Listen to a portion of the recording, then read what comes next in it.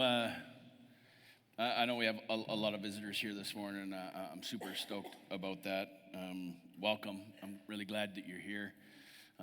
So cool to worship with you. We're in a series at this church right now called Untrending. Untrending. Leading where the world isn't going. We've been digging into the Sermon on the Mount and looking at the countercultural life of Jesus and how if you are a Jesus follower, perhaps your life should look just a little bit different than the rest of the world. Jesus talked about inside of the Sermon on the Mount, which is so rich and beautiful and dense and weighty and encouraging and convicting all at once, that perhaps we should take these words to heart. If we want to live a life that is going to separate us from the pack, if we want to live a life that's going to be light in the darkness, then perhaps we should take what it is that Jesus said to heart. And so as we do this long chew into Matthew, today we're going to specifically look at this idea of being people of integrity. Being people of integrity. Turn to somebody beside you and say, be somebody of integrity.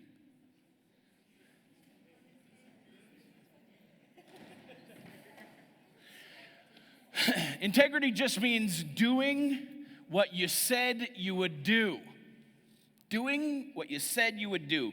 You know, in Jesus' time, people would oftentimes make these evasive kind of oaths so they could wiggle out of them later, right, if they decided to. And Jesus is challenging us to make our commitments, our vows with integrity, to be people who are accountable to what it is that we say. And not accountable just to the law, not accountable to other people, but in fact, accountable to God. That when we speak something before God, that perhaps we should live up to it. And this idea of keeping a promise that we make is not something that is trending in the world today, is it? Now, some of us struggle in this area, and I don't want to name names, but I do know of one person specifically. He needs to improve in this area, and so if we could bring up the lights directly on him now, please. Oh, you already have. Okay, good. How many of you have ever struggled with keeping your promise before? Okay. How many of you didn't raise your hand? Let's look at them because they are liars. They are all of them. It is tough sometimes to live up to what it is that you said you would do. It's difficult. And yet Jesus here is challenging us, commanding us to make our commitments and our vows something that becomes a reality in our lives. If you struggle with the sin of breaking promises or kind of dodging your way out of what it is that you said, if you find that when you promise something to somebody, maybe to your spouse or to your boss or to your creditors, and they're reluctant to believe you, and they say, are you really going to do that?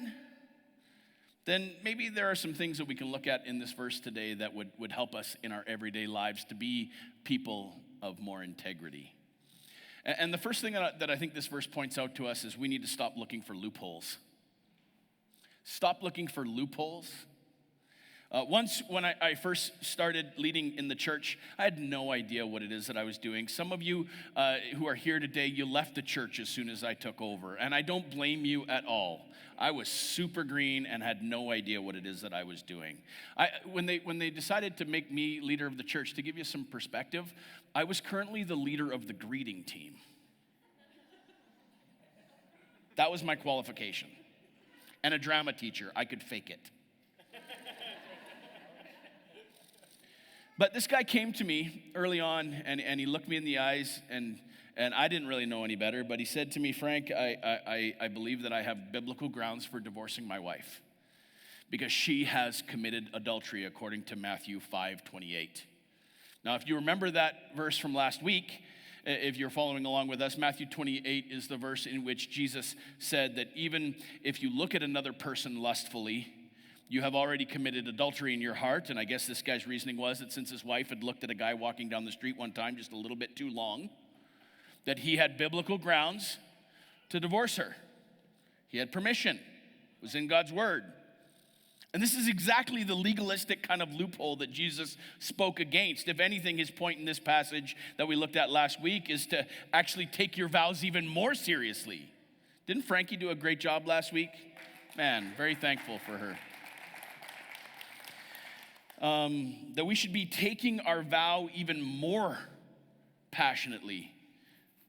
And I think we need to stop looking for loopholes.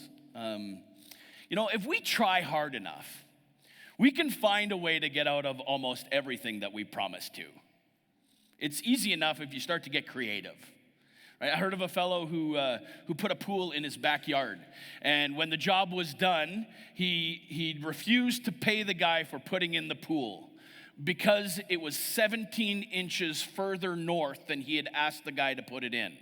Now, he continued to let his kids swim in that pool, which was far too north, continue to use it, but he wasn't going to pay because the job wasn't done properly. Because it was 17 inches too far north. So he shouldn't have to pay for it, period. If we look hard enough, we can always find a loophole to get out of doing what it is that we promised to do. A guy went to a psychiatrist and said, "Doctor, I'm falling apart. I'm absolutely losing my mind. I'm hearing voices when I shouldn't be hearing strange voices. I'm certain that I am going crazy. Is there anything that you can do for me? In fact, if there is something that you can do for me, I will pay you $50,000. The doctor's like, I'll try and help you as best as I possibly can. And so after some intense therapy with the guy, dealing with some issues from his past, eventually this guy got to a place where he's doing fantastic. And he said, "Doctor, thank you so much. I'm happier than I've ever been in my life. I'm more aware of what it is that's going on than I've been in a really long time. Thank you so much for what it is that you've done for me." The doctor said, "I'm really glad that I could help. Now let's talk about that $50,000 that you promised me." The man said, "Doctor, if I were willing to pay you $50,000 for a few weeks of therapy, then I would be crazy and you wouldn't have actually healed me at all." Found a loophole, didn't he? $50,000 for a couple weeks, that would be crazy. The problem is we like to twist our words and our promises in order to get out of doing something that we know we're supposed to do. If you make a vow, you're supposed to keep it. Ecclesiastes 5:4 says, "When you vow a vow before God, do not delay paying it, for he has no pleasure in fools." Pay what you vow. As far as God is concerned anyways, when it comes to making commitments and promises, there is no small print. There are no loopholes, right? Jesus is saying you can't suddenly take something out of context, even cherry pick a verse from somewhere and bring it in and show how it is that verse says that you don't have to deal with what it is that you originally had said to begin with. That there really is even no point in looking for loopholes. If you've made a promise, man, you have obligated yourself. Be people of character. Let your word be good. Secondly, we also need to realize that you have to live with it until you live up to it. Sometimes maybe you've done this in the past where you've committed to something and then you didn't really want to live up to it anymore, but your word was already given, and so you had to live with it for a long time. Anybody experienced that before? Just me? Okay. When you make a promise to someone, whether it's your kids, your spouse, your employer, your creditors, or anyone else, you're supposed to fulfill that promise. You can't change your mind. You can't say, "Well, I meant it when I said it, but now I just don't want to." You have to live with your promises until you've lived up to them. It's not uncommon. We see this quite a bit in the society that we live in. It's not uncommon for an athlete who's currently under contract, who's being paid an enormous amount of money in order to do what it is that they paid them to do. And suddenly they start doing exceeding expectations. And then they're like, "No, I want to now be paid a larger amount of money than I'm currently being paid, even though I'm still under contract for the next few years." I mean, we saw this just this week, didn't we? Matthew Tkachuk of the Calgary Flames did that, went back to Calgary and said, "You know what, I want to open up my contract and be paid more." They had to trade him away. Now, this is a common tactic in the world. And some people would say, well, who can blame him? If he can get more money, why shouldn't he get more money? It makes total sense if you're not a Jesus follower. It may be a common tactic to them, but for those of you who call yourselves followers of Jesus, it doesn't work that way. In the Psalms, David says that a righteous person is the one who makes a promise and does not break it, even though he is hurt by it. Many of us have been in a situation where we've promised more than we could deliver, either financially or time-wise or energy-wise or even skill-wise, where we thought we could do something that we couldn't actually do. And it's a terrifying position to be in. Nevertheless, we can't change our promise midstream. We have to live with it until we live up to it. About 10 years ago, at this church, we went and visited the school board, and we talked to them a little bit, and they said that we could buy the Mariel Baxter land. And it was awesome. We started a campaign at the church called the Take the Land campaign. We were going to get this land. People sold cars. They went on vacation. We had an agreed upon price with the school board ahead of time. People fasted and they saved and they were so sacrificial. And after about 6 months, we had about half of the money raised so far. And it was so excited. We went back to them and we said, okay, we've got about half the money raised so far. And the school district said, actually, we've changed our mind and we would like to make it a dog park now. I'm sorry.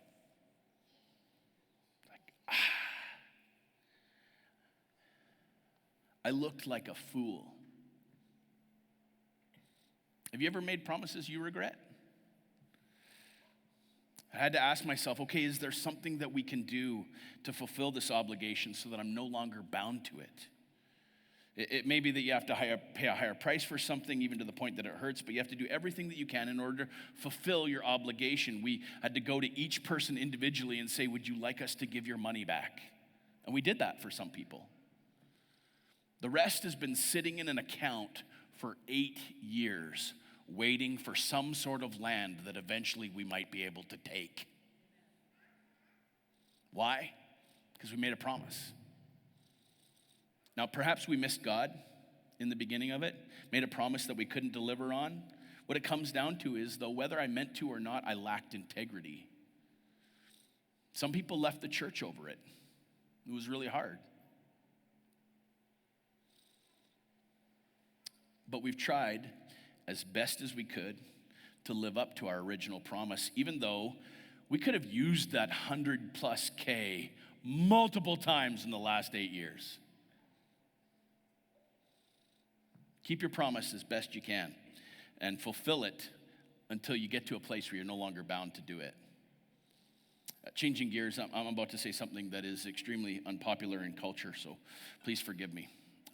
But just so you know, if you are married, you can't break your vow just because you're unhappy.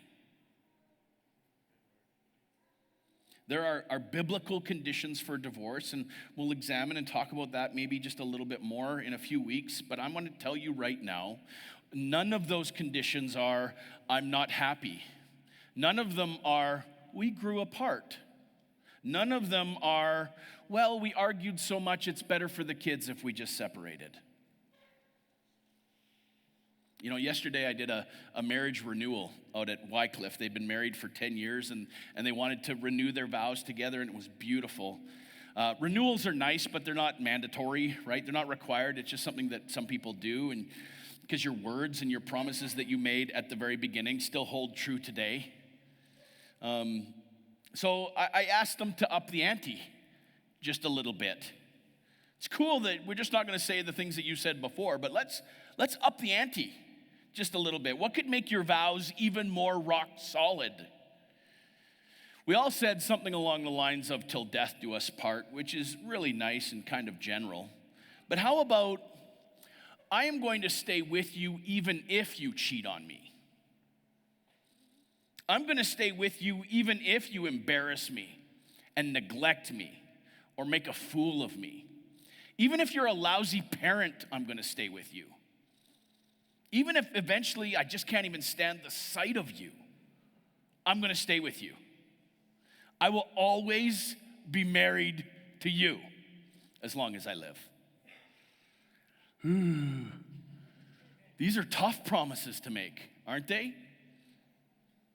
Because you can't back out of a promise just because it's become inconvenient for you, or you don't like what it is that you promised, or you just don't have the feels anymore. You got to live with it. Now, the great news is that when you do make promises with that, like that, where there is no out, you begin to go, okay, I would never treat Jody that way. Why? Because I got to live with her afterwards. I don't want that. I better be as good to her as I possibly can because we're stuck with each other for life. And that's a fantastic thing. Jody didn't nod or say anything there. Probably going to hear about that later.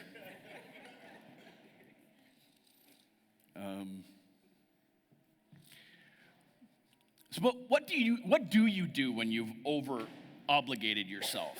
When you promise to do more than is humanly possible for you to do? You know, the two ways that we most often over-obligate ourselves is financially. Anybody ever over-obligated yourself financially before?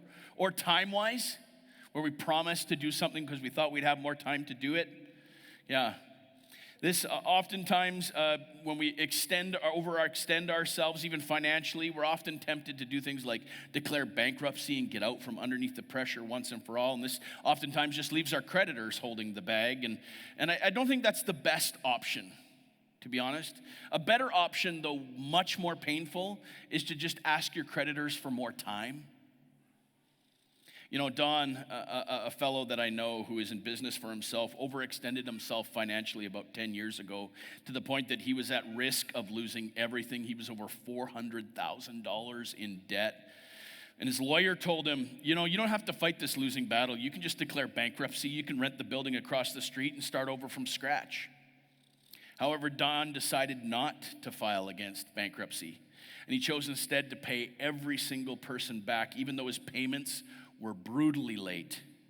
For years, he was behind on every single bill, but he kept working to pay off every single one of his obligations. And once I heard somebody say, you know, I wouldn't trust Don with a nickel. And my response was, I would trust him with $400,000. Because he owes it, he's actually working his butt off in order to pay it back. And although he had a bad deal in a business thing that was going on, this is a guy who is a man of his word. And the same principle applies to our time. If you promise to finish a project by a certain time, if you can't meet the deadline, you don't just give up on the project. You keep hacking at it until it's done. Now, I need to warn you that if you do this, if you decide to do the hard work and you keep hacking at it or you keep chipping at the debt, nobody, when you are done, nobody is going to give you a celebratory high five. Nobody is going to go, thank you for finally freaking paying me back my money so late. Nobody's going to go, way to go. But God will be so absolutely proud of you for being a person of your word. And you will know that you did the right thing. If you make a promise, you can't break it. You have to live with it until you live up to it. And it's not always easy, but it is absolutely the right thing to do. The third thing that you have to do in order to establish your credibility, I think, is to actually, from now on, avoid making careless promises. To be a little more intentional with what it is that you say. To pray before you pay. To pray before you commit to something. This one is tough because you're definitely going to need the Holy Spirit to be with you in powerful ways in order to be able to do this. Ecclesiastes 5:5 says, it is better that you should not vow than you should vow and not pay. A friend of mine told me that he had car trouble going to work one time, and he was kind of frustrated and desperate standing on the side of the road, and he threw out one of those Hail Mary promises. God, if you'll get me to work on time in the next 5 minutes, I will be a missionary to China for you. His coworker starts driving up. And then his prayer shifted to, Lord, put scales on that man's eyes. And sure enough, the guy drove right by without picking him up. He was so excited. He's like, I've never been so relieved to be late to work in my life. I thought for sure I was on my way to China when I saw him. Now, this guy was being facetious, of course, but he also learned a lesson. Don't make a promise that you aren't willing to keep. You know, when I was very sick as a baby, my dad made a promise to God, and it has messed up my life ever since. He's like, God, if you heal my baby of this thing that the doctor says is likely going to kill me, you can have him for ministry the rest of his life.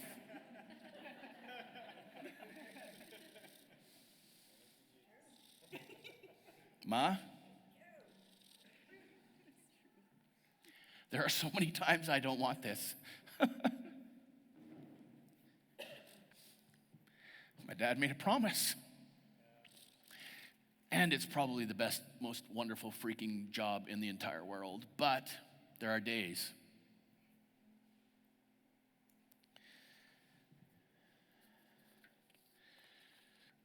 Most of us don't make promises with the intention of breaking them.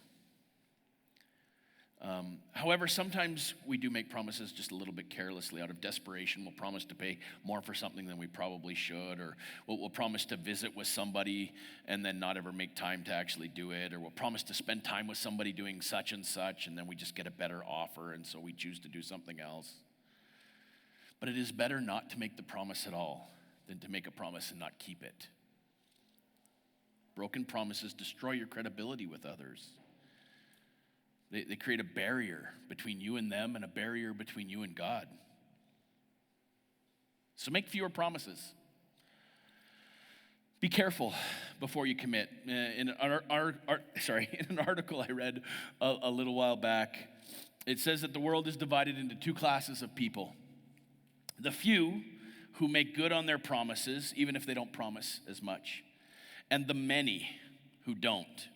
And it concluded by saying, get in column A and stay there. You'll be way more valuable to the world as a whole. You know, I want to invite the band back up.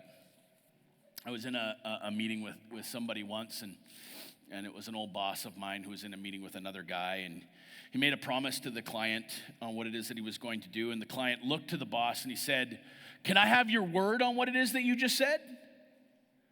And the boss looked at him and said, I just gave you my yes. What more powerful word can I give you than that? And that's really what it is that Jesus wants from us. Let what you say be a simple yes or no. Anything else comes from evil. After that, all you can do is keep your word. You can't add strength to your words by saying, no, I mean it this time. No, this time I'm really going to. No, this time I'm really, you can trust me this time. Honestly, for sure, I'm going to do it this time. Nah. Just let your yes be yes. And then follow through with it. You know, my guess is that there are times in your life where you've let people down. Maybe you've let people down in this room before. Man, maybe you need to go to them and just confess and ask forgiveness. If you made a vow or a commitment or a promise to someone, don't think about how it is that you could possibly get out of it. Don't think about the loopholes that get you out of the way. As far as God is concerned, there are no such thing as loopholes. There are no back doors. You live with what it is that you've said you would do. You finish fulfilling your obligation. And as a result of that, you'll know you've done something that pleases God very much. In the meantime, you can save yourself a lot of headache and hassle if you just stop promising quite as much as you possibly do. Ultimately, you don't have to answer to your boss, and you don't even have to answer to people. You answer to God. So be careful. He wants you to take your promises seriously, even when it hurts. Let's pray.